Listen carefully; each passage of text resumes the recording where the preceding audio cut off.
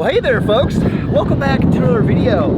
Heading down to the old backyard pond right now because not only do we have an update about the trophy bass lake that was drying up and dying, but also have a major announcement to tell you guys about the backyard pond. Let's get down there.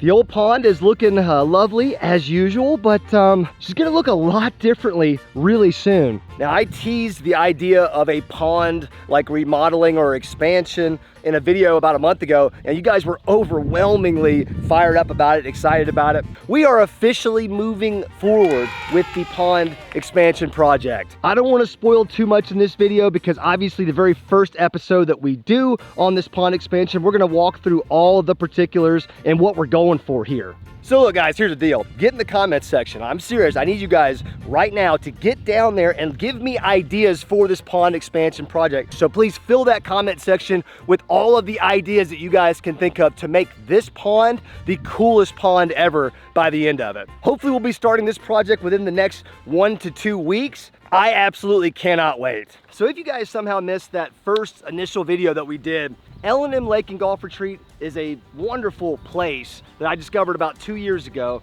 out in Rising Star, Texas. Rising Star is basically, if you just threw a dart right in the middle of Texas, like the most centrally located place in Texas, that's kind of where Rising Star is. But that central Texas area specifically has been under a multi-year drought. No rainfall, no moisture of any kind. And so lakes like L&M that are dependent on rainfall and overflow were evaporating at such a fast rate that they were going dry. When that lake is full, this is an almost 80-acre lake.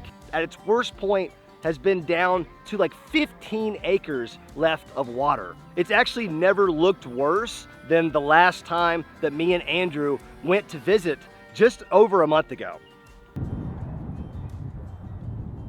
Just look at how low the lake is right now. Everything you guys are seeing right now should be underwater. All that stuff right there. You finally start getting to the rest of the lake that actually is still holding water right there, and it goes all the way, but you can just see how bad this is. In addition to the lake being so low, there's also all these little pockets of water, almost like little individual ponds that have become detached from the rest of the lake. And we think there might even be some fish trapped in some of them. Yes, that was perfect. Got some more fishies. There's a little golden shiner for you right there. Bass candy. This is both bass candy actually. Yeah, slightly larger bluegill or some type of a sunfish. Look at that golden shiner just shining though. The dock's right down here. Oh my gosh, look at this. Dude, look at the dock, man. Oh my gosh, this is heartbreaking. Look at this. Oh, this is awful. Absolutely terrible. Like, we've fished these stumps 1,000,000 times and now none of it's underwater. Everything is dry. Okay, so this all used to be water starting right now. This used to be water. Let's see how far in we can drive now.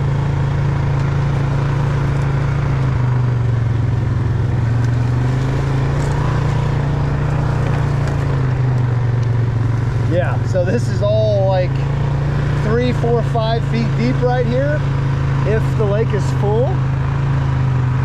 And we are riding an ATV on it. This is just insane.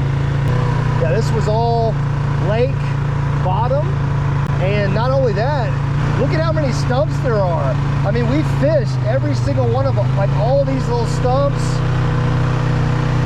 all this underwater structure. We fished all this stuff. It's all out of the water now.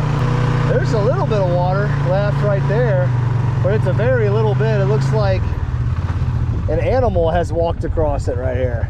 But this is just absolute insanity right here. Of where I'm standing, the proximity.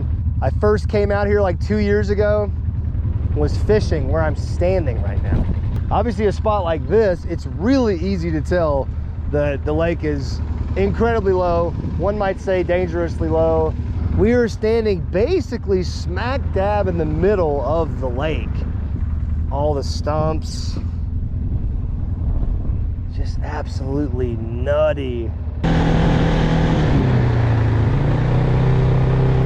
Guys, this right here, this is LOJO Cove, which Mike lovingly named after me after I had like one of the best fishing days ever of my life in this cove.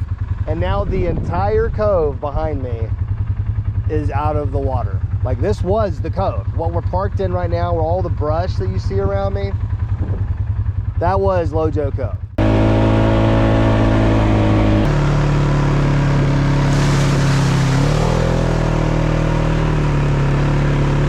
Gosh darn, that water's cold. This little like section right here is really interesting. It's like a channel that just kind of comes around this curve right here, this little island that's isolated, and that water just kind of flows around right there on both sides.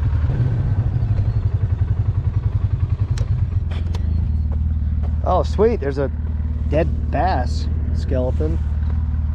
Pretty ominous, I have to say. Oh, there's a few more actually. Not what you like to see right there. That is a bass of a largemouth variety. Here's another. That might actually be a crappie. Still a dead fish. Another one. Yeah, super ominous. I mean, there's dead fish everywhere. You know, you can just kind of tell from the smell and the look and how low it is that the fish population overall, I mean, they're surviving, but who knows how healthy they are. I see another one. That's another 7. That's another 6 or a 7. They're not quite 24-inch. They're not trophy bass, but they would have been in the spring. And I think I got one more right over here. Maybe a little smaller. Yeah, she's a 5.5 or 6. That's kind of hard for me to look at, people. That's a 6, a 7, and a 6. Couple more. There's another 6. There's a 5-ish 6. Girl, there's a 6. So there's 3 more. None of these are 8 or over. All these are like 6 and 7. It is depressing to look at, I know. It doesn't get much worse than that, right? You know, when you're finding dead trophy bass on the ground all over the place at a dried up trophy bass lake, that's pretty terrible. Our hearts went out to Mike, the owner. You know, he's a great guy, and obviously we visited his lake a number of times and been able to fish it and stay at his lake house. It's a beautiful property, and they've been just such gracious people.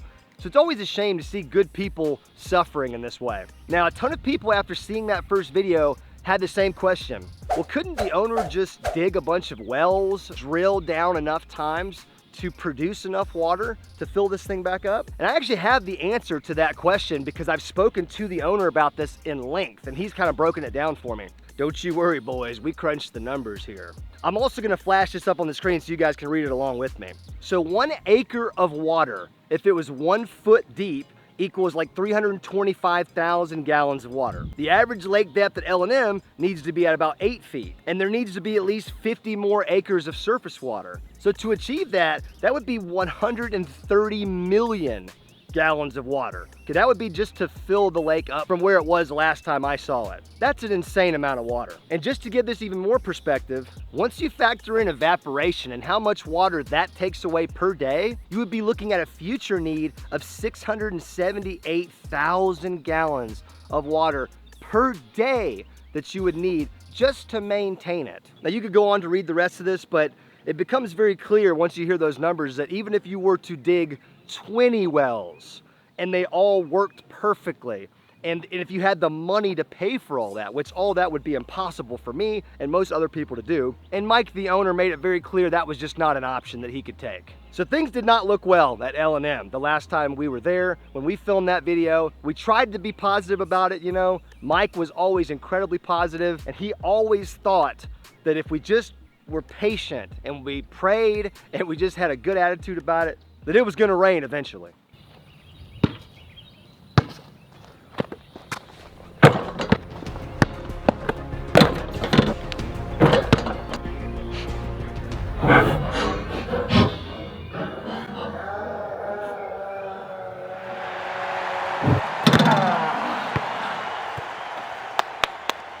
Guys, the NBA playoffs are entering the final rounds right now, but it's not too late to get in on the action. That's why I am so excited to be partnered with DraftKings Sportsbook yet again to bring you guys a crazy deal. Right now, all new customers who deposit just $5 will receive what's called a no sweat bet, meaning you get a bonus bet back in the amount of the original bet you made if that bet does not hit. That's right, all you have to do is download the DraftKings Sportsbook app, use my promo code LOJO when signing up, and boom, as soon as you make that initial $5 deposit, you will get that no sweat bet up to $1,500. If sports betting is not yet legal in your state, don't worry about it. DraftKings still has you covered. You can sign up for DraftKings Daily Fantasy and still have a shot to win some cash prizes. Guys, I've been partnered with DraftKings Sportsbook for 2 years now, and they have added so much fun to my game day experience. There'll be a link right in the top of the description. Go click that link and join in on the fun, my friends. Now, back to today's video.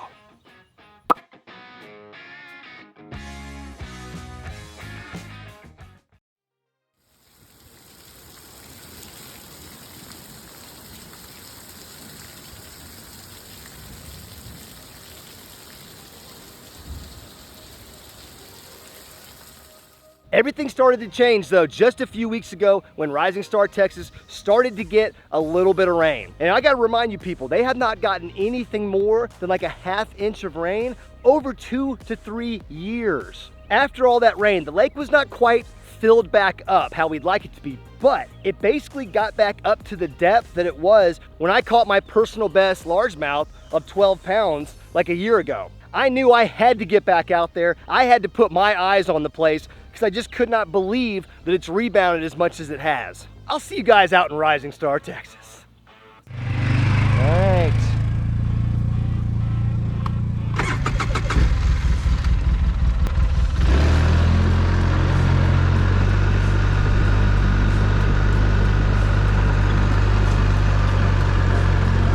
All right, well, let's take a look around. This place looks a lot different than the last time I was here, in a good way. Just look at that beautiful sight right there. You guys should be able to tell just from right here how much more water there is, just sheer water volume on this whole back side of the lake that was basically dry last time I was here.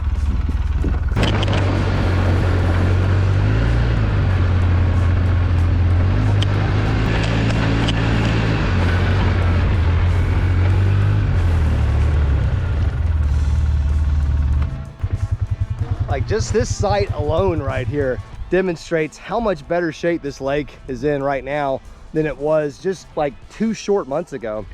Oh, there is some water that's starting to make its way down here to the north side of the lake. This was all completely dry last time I was here. Now, it's not looking that great because the water should be going like way back there because the canal was basically bone dry last time I was here too. And now there's at least probably like a foot or two of water in the middle of that.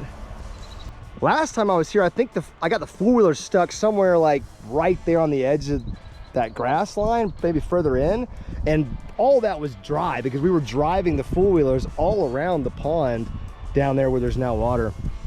Look at all the grass now that's grown up because it was dry, you know what I mean? And now it's just gonna be there. That huge field of grass right there, all of this grass in front of the dock, all this out here. Once that water comes up, all that vegetation is gonna be underwater. And then all the sticks and timber out there is going to be submerged in the water. We got to get this dock back up right, man. I hate seeing the dock like this. Oh yeah, we got water at the dock. Last time she was bone dry right here.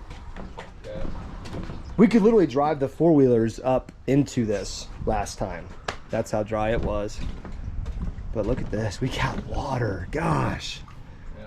All of this. That boat's back in the water now, kind of. The backside is. The party barge, man. The party barge. But look at all of this grass. Gosh. The fishing has not been that great. Me and Brad have done a little bit of like wading around in the grass and doing some fishing, spinnerbait, top water. Got a couple bites, but the fish are definitely freaked out still. So although this is all really good news for this lake and its future, the fishing is still not responded yet. I'm gonna try to move deeper into the belly of the beast here. It's kind of weird how the levels are different.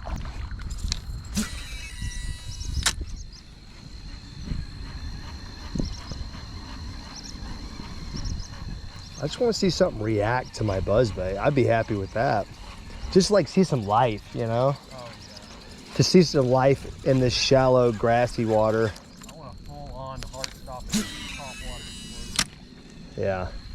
That's what I want. Preferably on my rod. Dude, come on, man. Show some love to the buzzbait, brother. Oh my gosh. Oh my. Oh. How about that? He didn't even get it. I mean, he was nowhere near getting it. Dude, that was like 20 feet in front of me. Yeah, that's not far. So that was like deep in the grass. That's exactly what we wanted to see right there. About right there. Right about here. So that's probably in the water depth that I'm standing in, maybe like a little bit deeper, like my knees. Dang. 2.5, 3 foot wide. Okay, okay. That was a little sign of life. That's what we asked for.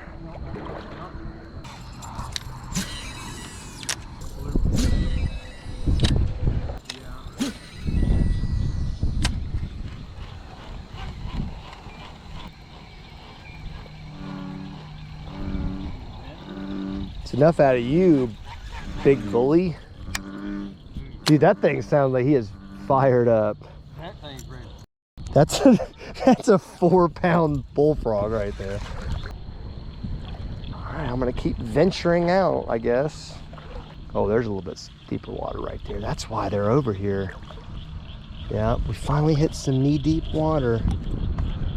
Okay, here we go.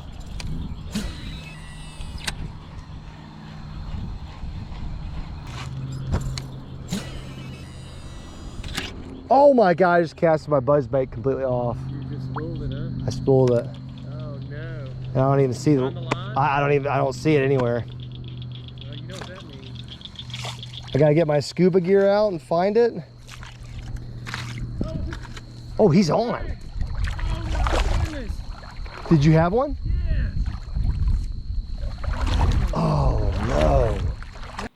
One of the craziest things I realized about L&M is how much different the lake looks now. Not only has it taken on a ton of extra water, so it's in the process of filling back up, but because so much of the lake was dry for so long, Mike and his son Brad were able to plant a bunch of trees and different types of structure in all of that open water where previously there was no structure at all. And there's all this super plush green grass that's popped up all over the lake, and it's going to be submerged. Some of it's already submerged. There's going to be so much more underwater structure than there was before. Now you're going to have huge grass flats and things like that. Just gets me super pumped for the future at L&M. The entire time it's been low, Mike has been monitoring it. He has a biologist that comes out there. They check the water levels, they're checking the pH, checking the oxygen levels, and none of those really ever got out of whack. There were obviously a few trophy bass that died as a result of probably just being stressed out. You know, that's gonna happen with an event as extreme as this was. But I think we can all agree,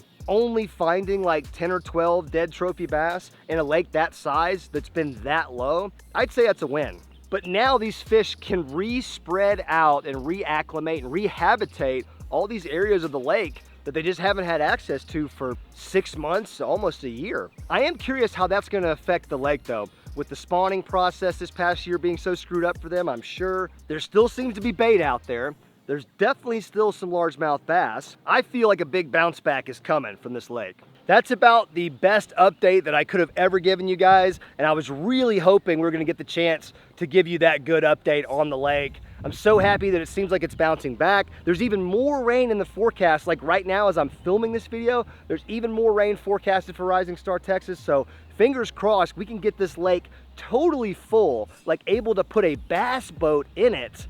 Imagine the possibilities, guys. Hope you guys are pumped for the pond expansion. Like I said, smash the thumbs up button if you're pumped about it, and get in the comment section. Let me know some ideas that you guys have. If you could build a pond and you could expand a pond, what would you do? Give me something crazy, because I've already got a couple crazy ideas.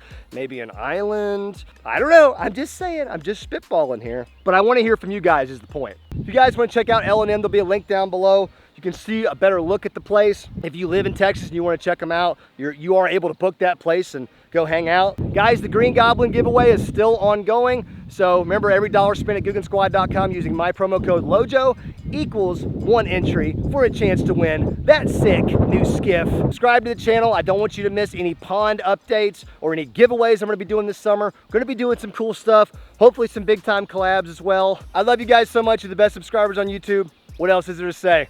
Peace out, guys. See you next time.